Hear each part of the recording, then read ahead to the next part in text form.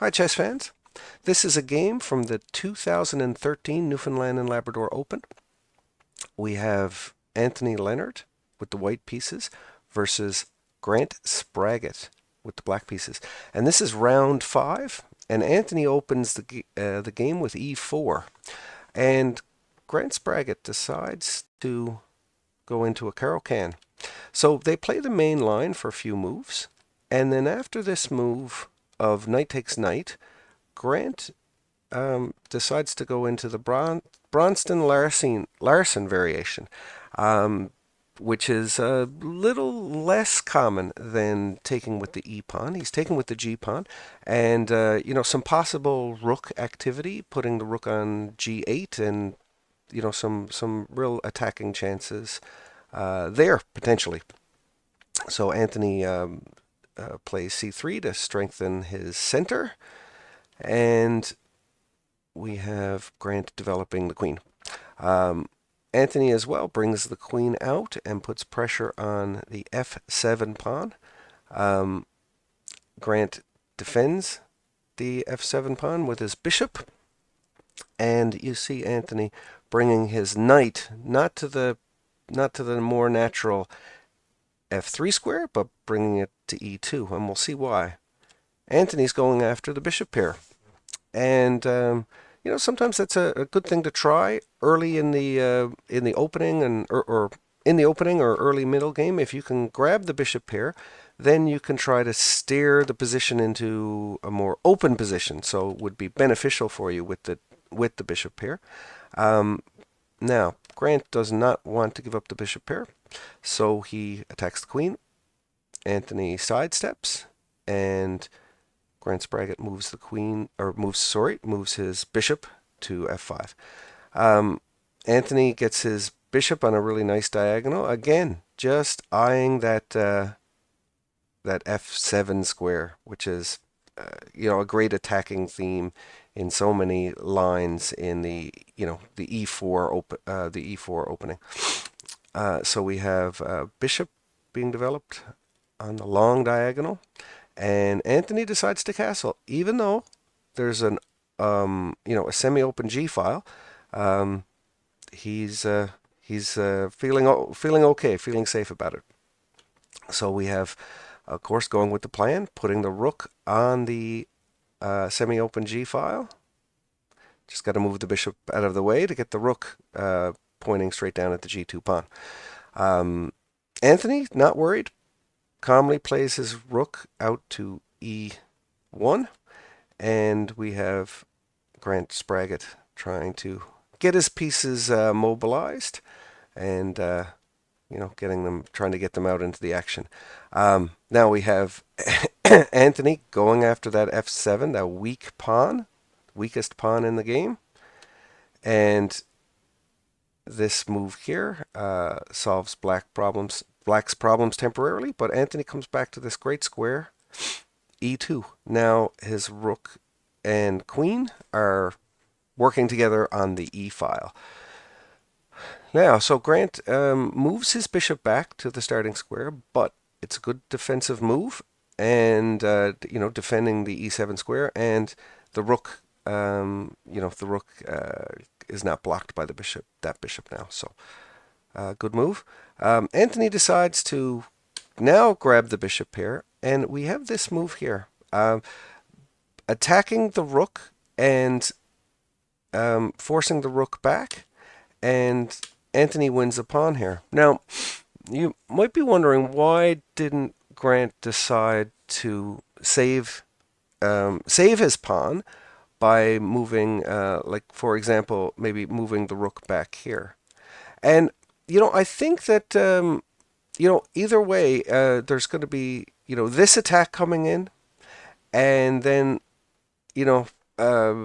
lots of future trouble and pressure there. So I think my thinking is that Grant decided to decide, okay, I'm losing a pawn, but I'm going to have some compensation for it, because now, well, what's better than having one semi-open file pointing down at the king side? Well, two semi-open files pointing down at the king side. So I think Grant's idea here is that you can have a pawn, but I'm hoping to mobilize my pieces well enough to get some activity. So Anthony knows this, so he has to, he has to act fast with his attack. Attack has to be decisive. So he's going to play this move here in response to the queen moving out, because I think this would be a good place for the bishop to, put pressure on the queen, limit the queen's mobility. So after the queenside castle from Grant Spragget, we do see clearly now that his idea is he wants to get both of his rooks over here attacking the king side. With these two semi-open files, like these pawns are gone, and there's big opportunities for attacking. So of course, Anthony gets his bishop out, attacking the queen, forced to move, and that was attacking the light squared bishop. So Anthony has to move that. So Grant is sort of making some progress a little bit, trying to get his pieces out. And now there's this move. And this move says, well, I want to take this bishop. And then you would have to recapture with the pawn. And then now you have a really exposed king here.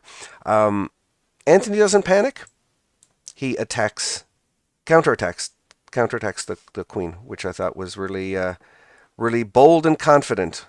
And then Anthony decides, no, I don't want you to trade your bishop with me, forcing me to mess up my pawn structure.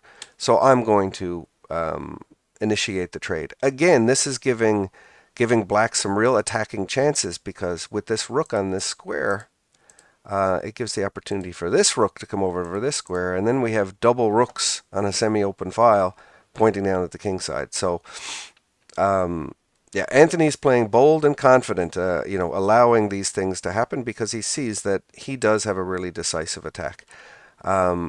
Queen moving out of the way, and then look at this.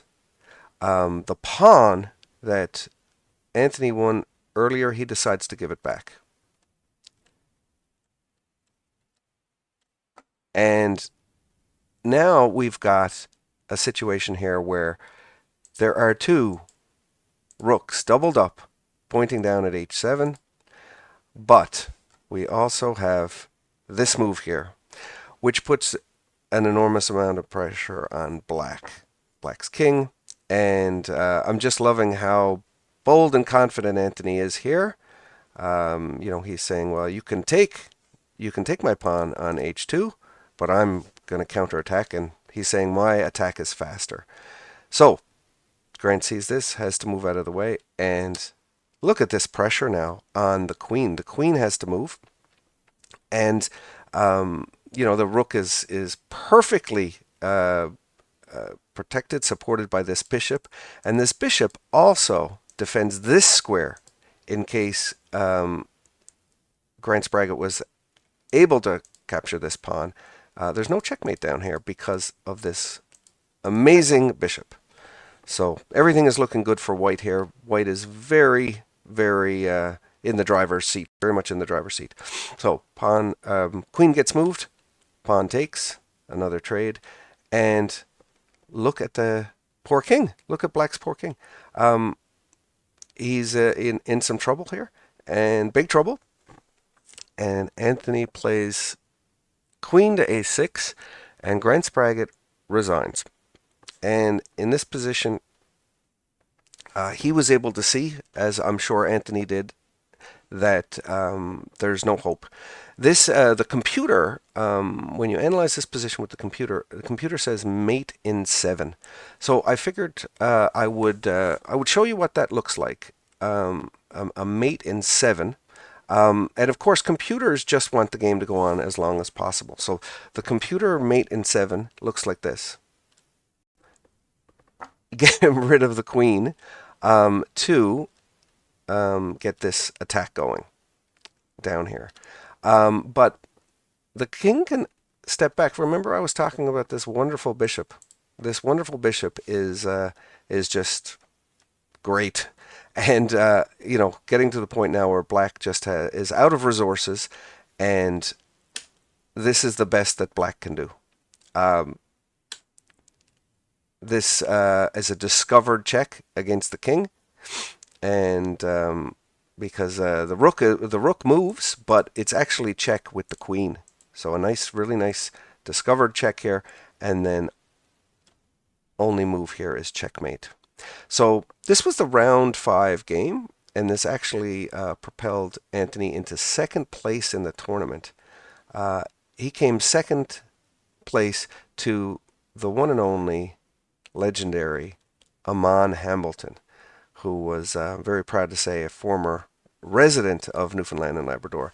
And it was I was living away at the time, but I was so happy to hear that Amon had come back to play in the Newfoundland Open and support Newfoundland chess. So really, really great time in Newfoundland chess, and congratulations to Anthony. This game is over 10 years old, but I'm sure Anthony remembers it like it was yesterday. All right, thanks for watching.